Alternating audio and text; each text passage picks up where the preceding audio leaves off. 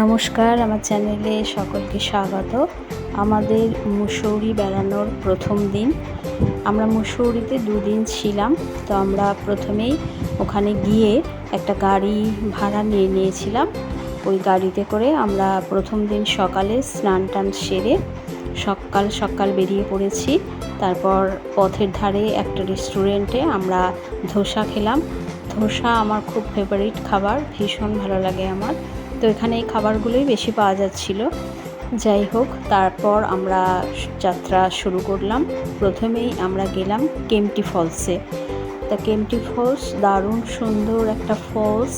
এখানে দেখলাম কত লোক আনন্দ করছে, নিচে স্নান করছে, টায়ারের ওপর ভাসছে। তো আমাদেরও খুব ইচ্ছা করছিল স্নান করতে, কিন্তু সেটার সাহস হলো না। অনেকটা সিঁড়ি বেয়ে আমরা নিচে নেমে এসেছিলাম। যখন ওপরে উঠি তখন আমাদের খুব কষ্ট হচ্ছিল, উঠতে পারছিলাম না, মাঝে মাঝেই আমাদের রেস্ট নিতে হচ্ছিল।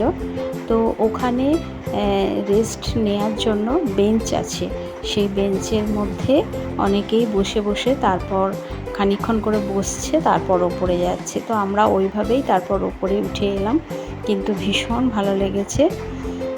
তারপর আমরা গেলাম সন্তোরা মাতার মন্দির। এটাও পাহাড়ের কোলে খুব সুন্দর একটা মন্দির, নির্জন শান্ত পরিবেশ। অনেকটা ওপরে উঠতে হয়েছে। এখানেও বেশ খানিকটা পথ পায়ে হেঁটে স্লোপ করা আছে, পায়ে হেঁটে আমরা এগিয়ে চলেছি। তারপর কিছু সিঁড়ি বেয়ে আবার আরও ওপরে উঠতে হলো। তো এখানেও মন্দিরটা খুব সুন্দর শান্ত, কিন্তু মন্দিরের ভেতরে কোনো ছবি তোলা যাবে না। তো সেই কারণেই সন্তোরা মাতা মন্দিরের কোনো ছবি নেই, রাস্তারই ছবি আছে আমাদের। তো বেশ ভালো লেগেছে এখানের রাস্তাটাও। পাহাড়ি এলাকা, সত্যিই খুব সুন্দরভাবে সাজানো গোছানো প্রকৃতি। এরপর আমরা চলে গেলাম বৌদ্ধ মন্দির। একটা বৌদ্ধ মন্দিরে গেলাম, সেটাও বেশ খানিকটা পাহাড়ের উঁচুতেই।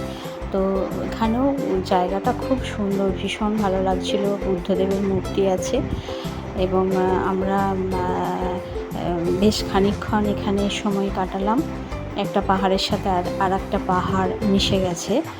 তখন বিকেল হয়ে গেছে, কিন্তু সূর্যের তেজ এতটুকুও কমেনি। তো রোদে আমরা ক্লান্ত পরিশ্রান্ত হয়ে যাচ্ছিলাম ঠিকই, কিন্তু পাহাড়ের এই সৌন্দর্য আমাদেরকে আরও সতেজ তাজা করে তুলছিল। অত রোদ গরমেও আমাদের ভালো লাগছিল সব কিছু দেখতে, ঘুরতে বেশ ভালো লাগছিল। নিচে বাড়িঘরগুলো, পাহাড়ের নিচে বাড়িঘরগুলো ওপর থেকে একদম ছোট ছোট লাগছিল এবং খুব সুন্দর একটা সাজানো জিনিস, মানে খুবই ভালো লাগছিল। এরপর আমরা গেলাম লামা হিলস আরও উঁচুতে। লামা হিলস থেকে সন্তোরা মাতা মন্দির দেখা যাচ্ছে নিচে, তার মানে লামা হিলসটা আরও অনেকটা উঁচুতে। তো লামা হিলসের ওপরে উঠে ওই দিকটাতে খাদ আছে। তো আমার ছেলে এই যে বাড়িগুলো একদম ছোট্ট দেশলাইয়ের বক্সের মতো লাগছে, আর এখানে বুদ্ধদেবের খুব বড় একটা মূর্তি আছে। এখানেও আমরা বেশ খানিকক্ষণ সময় কাটালাম। আমার ছেলে তো খাদের ওই দিকটায় গিয়ে দাঁড়িয়ে আছে অনেক ডাকাডাকি করতে, তারপর এলো। তো ও খুব ও যেখানেই বেড়াতে যায় আমাদের থেকে সবসময় গিয়েই আলাদা হয়ে যাবে, অন্য জায়গায় চলে যাবে। ওকে আবার খুঁজতে বেশ কিছুক্ষণ সময় লাগে।